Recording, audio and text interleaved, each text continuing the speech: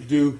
So I marked the block 1, 3, 5, and 7, 2, 4, 6, and 8 right here. So we're going to do number 5. So what we're going to do is take the ring and put it in the bore. We got it in the bore. From here, we put the